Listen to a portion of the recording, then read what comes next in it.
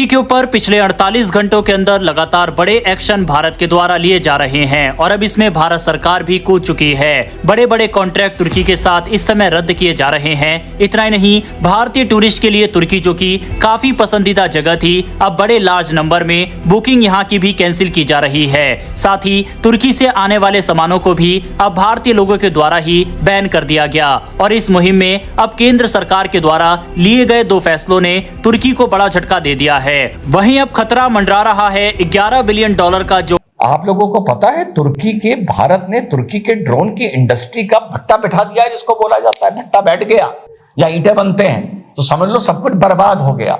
तुर्की की drone industry लगभग बर्बादी की कगार पे खड़ी है भारत की वजह से आज की तारीख में। इंडियंस कहते हैं कि आप टर्की में जाएं ना, टर्की में जाएं ना, आप वहां पे कारोबारी ना करें, आप वहां से ताल्लुकात खत्म कर लें। देखिए, इंडिया के पास बड़ी मार्केट है, बड़े लोग हैं, बड़ा कुछ है। जब हालात खराब हुए तो टर्की ने क्या किया, उन्होंने अपना शिप भेज दिया जंग से 3 दिन पहले पाकिस्तान, और टर्किश ड्रोन जो थे वो पाकिस्तान ने इस्तेमाल किए।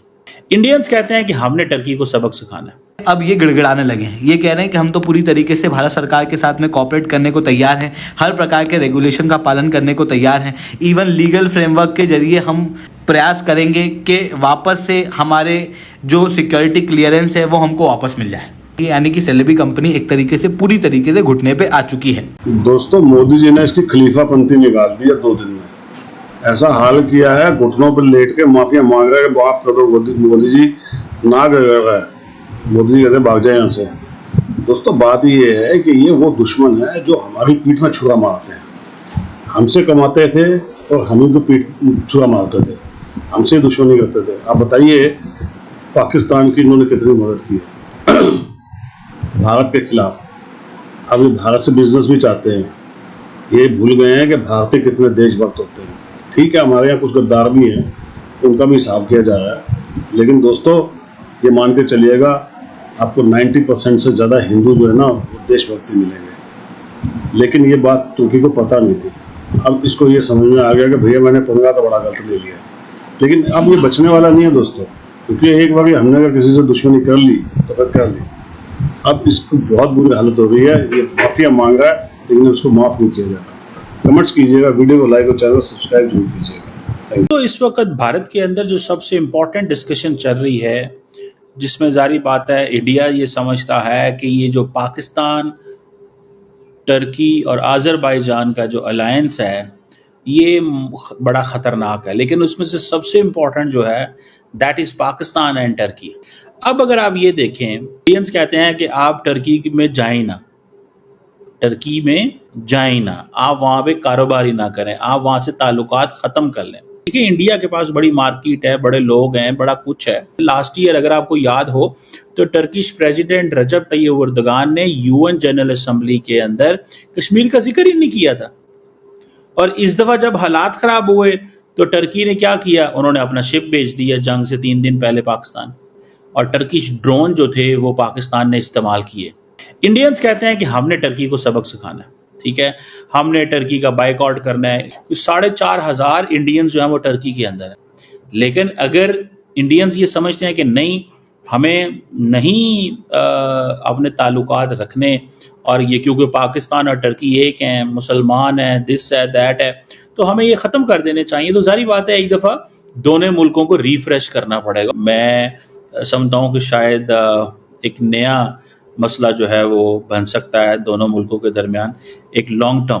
और इंडिया अगर टर्की को इस एंड से देखना शुरू, क्योंकि अब होता क्या है, क्योंकि अब जैसे फॉर एग्जांपल इंडियन जो टूरिस्ट हैं वो कहते हैं कि we don't need to go to India, Turkey हमें जाने की ज़रूरत ही नहीं है, हम क्यों जाएं वहाँ पे, या हमारा वहाँ पे क्या है, छोड़ो, दफ़ा करो, जो एक कल्चर चलता है और इस तरह की वो चीज़ें होती हैं।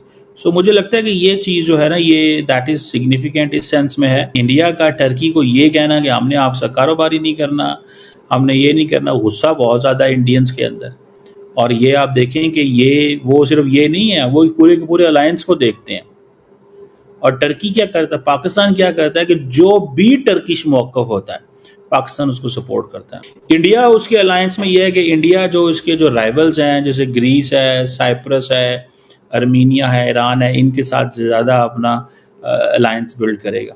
उन्होंने टर्किश यूनिवर्सिटी से एग्रीमेंट ख़त्म कर दिया, टूरिस्ट ने जाना बाइकआउट कर दिया। सो दैट मीन्स कि things are changing very rapidly, चीज़ें बहुत तेज़ी से जो है वो बदल रही हैं। इंडिया ये जो टफ लाइन ले रहा है टर्की के ऊपर, इसके क्या रिजल्ट्स निकलते हैं, it's very very significant. Arms दुनिया की कितनी बड़ी इंडस्ट्री है और आर्म्स की इंडस्ट्री में तुर्की के ड्रोन्स कितनी जल्दी वर्ल्ड को इंप्रेस कर रहे थे। 2020 में जो अजरबैजान और आर्मीनिया की लड़ाई हुई थी उसमें जो इनको सक्सेस मिला था, यूक्रेन और रशिया की लड़ाई में जो इन लोगों को सक्सेस मिला था तुर्की के ड्रोन्स को। आप लोगों को पता है भारत ने तुर्की के ड्रोन की इंडस्ट्री का भट्टा बिठा दिया है, जिसको बोला जाता है भट्टा बैठ गया या ईंटें बनते हैं तो समझ लो सब कुछ बर्बाद हो गया। तुर्की की ड्रोन इंडस्ट्री लगभग बर्बादी की कगार पे खड़ी है भारत की वजह से आज की तारीख में। ये जो बहुत उड़ रहा था, शुक्र है ऊपर वाले का कि इसने पाकिस्तान को ड्रोन्स दिए जो भारत के खिलाफ इस्तेमाल हुए। और भारत और जहां इजराइल, आप इजराइल करते हैं ना, जहां पर इजराइल इन ड्रोन्स को ठोकने के लिए पेट्रियोट और अपनी आयरन शील्ड और फलाना क्या क्या इस्तेमाल कर रहा था, भारत ने जो बिल्कुल जिसको आप बिल्कुल वॉर के मॉडर्नाइजेशन में विंटेज मान सकते हैं, विंटेज पुराना हथियार L-70 और ZU-23, जिसको आसान भाषा में एंटी एयरक्राफ्ट गन बोला जाता है, उन मॉडिफाइड गन से आमतौर पर 1 बैरल होती है। भारत ने मॉडिफाई करके उसमें 4 बैरल कर दी, यानी 4 वेपन को एक में कनेक्ट कर दिया।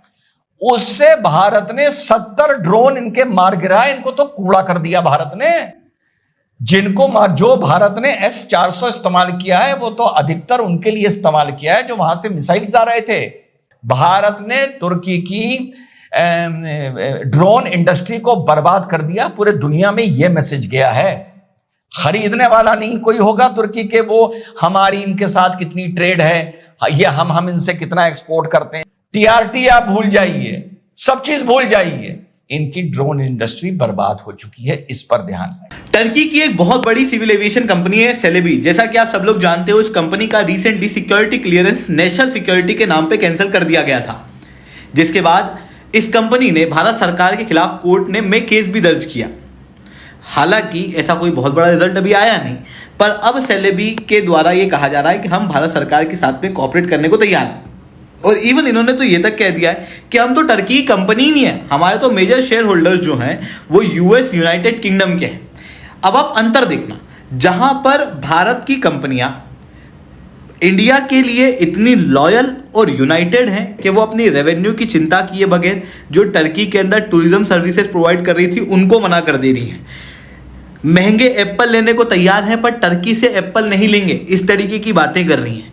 दूसरी तरफ टर्की की एक कंपनी जिसका एक सिक्योरिटी क्लियरेंस कैंसिल होता है इंडिया से, तो वो अपने आप को टर्की का बताने से ही मना कर देती है। इस बीच में मुंबई एयरपोर्ट ने ऑलरेडी सेलेबी कंपनी को हटाने के बाद एक इंटरिम कंपनी को ग्राउंड हैंडलिंग का काम दे दिया, जिसका नाम है इंडो थाई कंपनी, जो कि एक इंडियन कंपनी है जो ऑलरेडी कोलकाता, पुणे, अमृतसर, भुवनेश्वर, वाराणसी, जयपुर, गुवाहाटी, गया और कैलिकट के अंदर काम कर रही है ग्राउंड हैंडलिंग का। इस कंपनी को यहाँ पर सिक्योरिटी क्लियरेंस जो है वो दिया गया है इंटरिम पर्पस के लिए। ऐसी कंडीशन में क्लियर है कि सेलेबी कंपनी को अब लग रहा है कि यार हमारे हाथ से तो बिजनेस जा रहा है, और इसी कारण से अब ये गिड़गिड़ाने लगे हैं। ये कह रहे हैं कि हम तो पूरी तरीके से भारत सरकार के साथ में कोऑपरेट करने को तैयार हैं, हर प्रकार के रेगुलेशन का पालन करने को तैयार हैं, इवन लीगल फ्रेमवर्क के जरिए हम प्रयास करेंगे कि वापस से हमारे जो सिक्योरिटी क्लियरेंस है वो हमको वापस मिल जाए। ये चीज़ यहाँ पर सेलेबी कंपनी के द्वारा की जा रही है, यानी कि सेलेबी कंपनी एक तरीके से पूरी तरीके से घुटने पे आ चुकी है।